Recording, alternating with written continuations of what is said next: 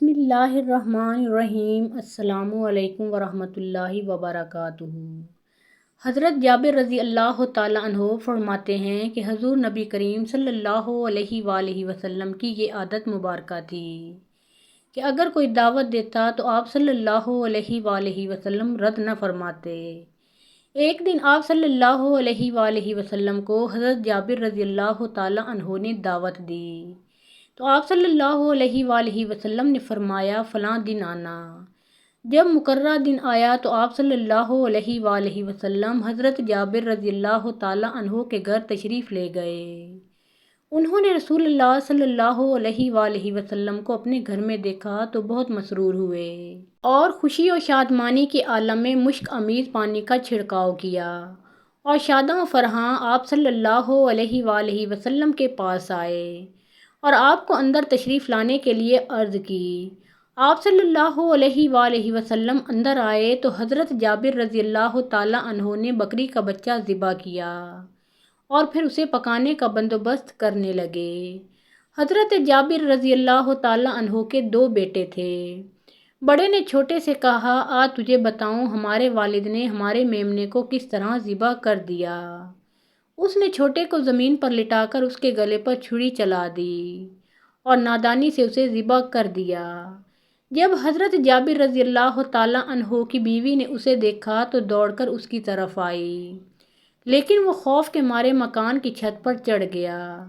ماں اس کے پیچھے پیچھے آ رہی تھی جس کے خوف سے ڈر کر بچہ چھت سے گر گیا اور گرتے ہی واصل بحق ہو گیا۔ اس صابرہ عورت نے اس واقعہ پر قطعاً رونا دھونا نہ کیا بلکہ صبر اختیار کیا۔ مبادا حضور اکرم صلی اللہ علیہ وآلہ وسلم کی طبیعت اس واقعہ کو سن کر متغیر ہو۔ اس نے دونوں بچوں پر ایک کپڑا ڈال دیا اور کسی کو اس حادثے کی خبر نہ ہونے دی۔ اگرچہ وہ ظاہراً خوش تھی لیکن باطنی طور پر خون کے گھونٹ پی رہی تھی۔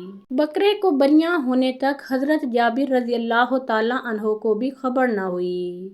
کھانا پکا کر حضور نبی کریم صلی اللہ علیہ وآلہ وسلم کے سامنے رکھا گیا تو حضرت جبرائیل علیہ السلام نازل ہوئے اور بتایا کہ اللہ تعالیٰ کہتا ہے حضرت جابر کو کہیں کہ اپنے دونوں بیٹے بھی لائے تاکہ آپ صلی اللہ علیہ وآلہ وسلم کے ساتھ کھانا کھائیں۔ جابر رضی اللہ تعالیٰ عنہ کو حکم ملا تو وہ فوراً گھر گئے اور پوچھا کہ دونوں بچے کہاں ہیں۔ انہوں نے بتایا کہ کہیں باہر ہیں۔ حضرت جابر رضی اللہ تعالیٰ عنہ نے آ کر اطلاع دی کہ وہ اس وقت موجود نہیں ہیں۔ حضور نبی کریم صلی اللہ علیہ وآلہ وسلم نے فرمایا اللہ تعالیٰ کا حکم ہے کہ ان کے ساتھ کھانا کھایا جائے۔ جب اس صابرہ و شاکرہ بی بی سے دوبارہ پوچھا گیا تو انہوں نے بچوں کی لاشوں سے کپڑا اٹھا کر سارا واقعہ کہہ سنایا۔ دونوں روتے روتے حضور نبی کریم صلی اللہ علیہ وآلہ وسلم کے پاس آئے۔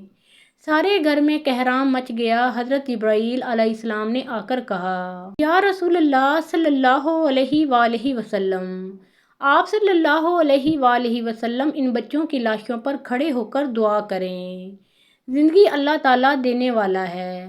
حضور نبی کریم صلی اللہ علیہ وآلہ وسلم تشریف لائے اور انہوں نے بچوں کے لیے دعا فرمائی۔ وہ اسی وقت اللہ تعالیٰ کے حکم سے زندہ ہو گئے۔ اسی سن میں حضور نبی کریم صلی اللہ علیہ وآلہ وسلم عمرے کی غرض سے مکہ روانہ ہوئے۔ 1500 جان نثار ہم رکاب تھے۔ بیت الرضوان کا مشہور واقعہ اسی میں پیش آیا اور حضرت جابر رضی اللہ تعالیٰ عنہ مشرف بابیعت ہوئے۔ اس میں حضرت عمر فاروق رضی اللہ تعالیٰ عنہ رسول اللہ صلی اللہ علیہ وآلہ وسلم کا اور حضرت جابر رضی اللہ تعالیٰ عنہ حضرت عمر رضی اللہ تعالیٰ عنہ کا بیعت کے وقت ہاتھ پکڑے تھے۔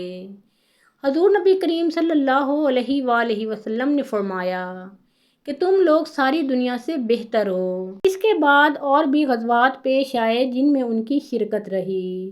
حجۃ الوداع میں بھی جو 10 ہجری میں ہوا اس میں بھی آپ رضی اللہ تعالیٰ عنہ شامل تھے۔ 37 ہجری میں حضرت علی المرتضیٰ رضی اللہ تعالیٰ عنہ اور حضرت معاویہ رضی اللہ تعالیٰ عنہ کی جنگ میں حضرت جابر رضی اللہ تعالیٰ عنہ حضرت علی المرتضیٰ رضی اللہ تعالیٰ عنہ کی طرف سے صفین میں جا کر لڑے۔ حضرت جابر رضی اللہ تعالیٰ عنہ کو حدیث کا اتنا شوق تھا کہ ایک ایک حدیث سننے کے لیے مہینوں کی مسافت کا سفر کرتے تھے۔ حضرت عبداللہ بن انیس رضی اللہ تعالیٰ عنہ کے پاس ایک حدیث تھی۔ وہ شام میں رہتے تھے۔ حضرت جابر رضی اللہ تعالیٰ عنہ کو معلوم ہوا تو ایک اونٹ خریدا اور ان کے پاس جا کر کہا کہ وہ حدیث بیان کیجئے، میں نے اس لیے عجلت کی ہے کہ شاید میرا خاتمہ ہو جاتا اور حدیث سننے سے رہ جاتی۔ اسی میں حضرت مسلمہ بن مخلد رضی اللہ تعالیٰ عنہ امیر مصر سے حدیث سننے کے لیے مصر کا سفر کیا اور حدیث کی اجازت لی۔ اس سفر کا تذکرہ طبرانی میں موجود ہے۔ محترم ناظرین، پیارے آقا محمد مصطفیٰ صلی اللہ علیہ وآلہ وسلم کا پیارا نام ایک بار کامنٹ سیکشن میں ضرور لکھیے۔